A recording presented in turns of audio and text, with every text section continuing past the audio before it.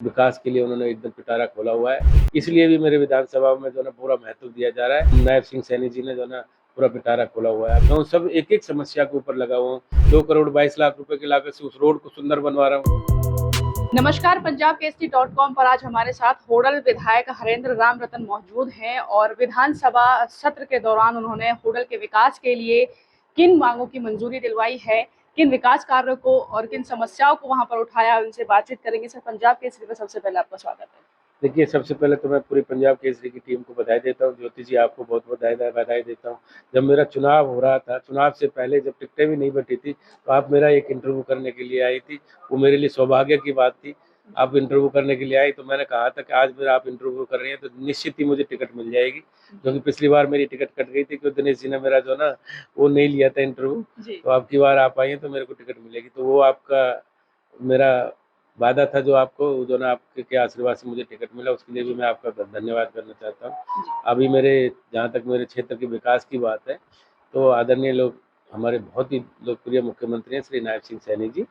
वो मेरे विधानसभा के लिए बहुत ही जो है ना विकास के लिए उन्होंने एकदम पिटारा खोला हुआ है। क्योंकि मेरे ऊपर चौधरी हमारे किशनपाल गुर्जर जी हैं, मंत्री भारत सरकार, उनका भी बहुत ज़्यादा आशीर्वाद है। और सबसे बड़ी बात ये है, इस क्षेत्र में जो मेरे सामने जो प्रत्याशी चुनाव लड़ रहे थे, वो बहुत बड़े व्यक्ति थे और ये नेशनल पार्टी के जो है ना प्रदेश अध्यक्ष भी थे।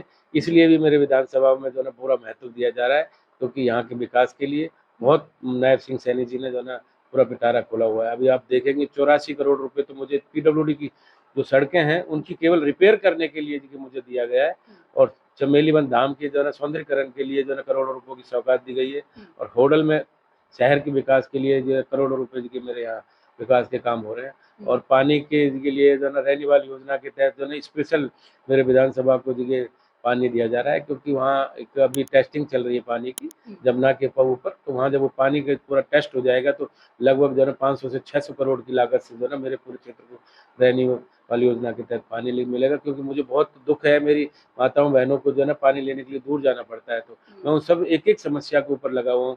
किसान भाइयों की जो है ना समस्या के लिए ऊपर लगा हूँ, क्योंकि उनको पानी नहीं मिलता है। क्योंकि मेरा पूरा एरिया जो है ना खेती पर निर्भर है। तो मैंने जो माइनर हैं उनको भी पक्का करवाने का काम कर रहा हूँ। और मेरा तो इतना सौभाग्य है, मैं किसी मिनिस्टर से कहता हूँ तो सब मेरा जो है ना आगे चल के काम कर देते हैं कि भाई आप हमारे असली जो है ना डॉक्टर आप हो। क्योंकि प्रदेश अध्यक्ष को हरा के जो आपने जो काम किया है, असली डॉक्टरी का काम आपने किया है। तो इस सबका मेरे ऊपर प्यार है।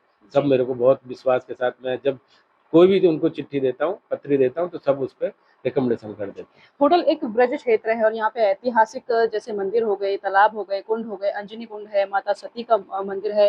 तो इनके सौंदर्यकरण के लिए विशेषतः क्या किया गया? और ब्रज क्षेत्र होने के कारण यहाँ 84 कोस की परिक्रमा भी है।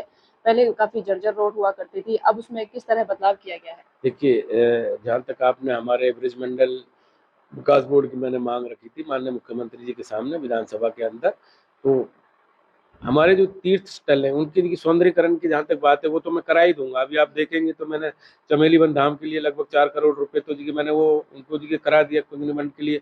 और जो उनकी रोड है 2 करोड़ 22 लाख रुपए की लागत से उस रोड को सुंदर बनवा रहा हूँ, जो लोगों को जाने में परेशानी ना हो। सत्ती के तालाब पे पूरे में हमने लाइटें लगवा दी और उसके सौंदर्यीकरण के लिए जो उसके अंदर एक मंदिर है उसका एस्टिमेट बना दिया है, तो वहाँ पर भी काम चालू हो जाएंगे। लक्ष्मी धाम जो हमारा मंदिर है शेख साई में, उसके विकास के लिए हमने पैसा दे दिया है। वहाँ पर जो पूरी बाहर पार्किंग है वो सब साफ करा दिए। तो सब विकास के जितने काम है धीरे धीरे आप देखेंगे। अभी तो मुझे लगभग 5 महीने हुए हैं और अगले 5-6 महीने में मैं तो ये सोच रहा हूँ कि मैं क्या कहूँगा अगले 5-6 महीने में, क्योंकि मैं विकास के मामले में सब जगह इतने काम करा दूंगा कि आपको कहीं भी जो है ना रोडों पे तो कहीं जाने में भी कोई कठिनाई नहीं होगी।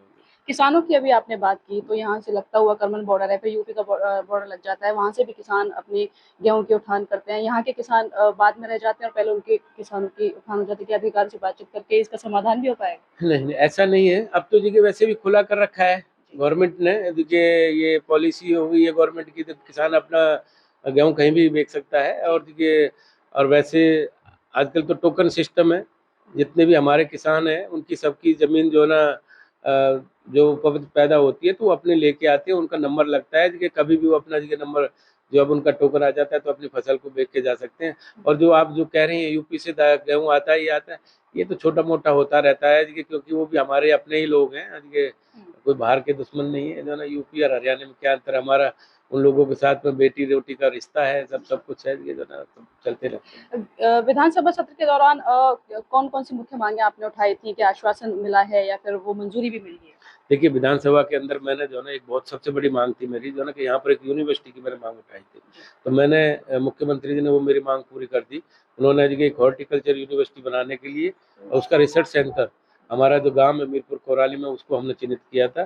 तो ग्राम पंचायत अब अपना प्रस्ताव बना के वो सरकार को भेज देगी, तो यहाँ पर एक बहुत बड़ी जो है ना हॉर्टिकल्चर यूनिवर्सिटी का रिसर्च सेंटर बनेगा, जिससे कि हमारे बच्चों को यहाँ रोजगार मिलेगा।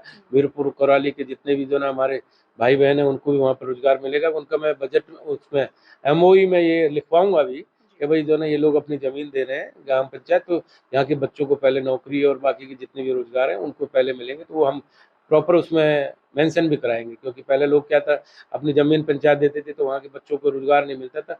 तो मैं ऐसा नहीं होने दूंगा। मैं अगर उनकी ज़मीन जैसे जाएगी तो ये जो देंगे राज्य से, तो मैं उनका प्रोविज़न भी कराऊंगा। तो देखिए, ये पंजाब केसरी .com के साथ हमारे साथ जुड़े हौडल से विधायक हरेंद्र राम रतन, जिन्होंने विधानसभा सत्र के दौरान काफ़ी मांगे उठाई हौडल के विकास कार्यों के लिए, और जिन्हें कुछ मांगे हैं जिनको मंजूरी भी मिली है। और हौडल विधानसभा क्षेत्र के अंदर हॉर्टिकल्चर जो रिसर्च सेंटर है उसकी भी मंजूरी मिली है। इसी तरीके से अब बने रहें पंजाब केसरी के साथ में।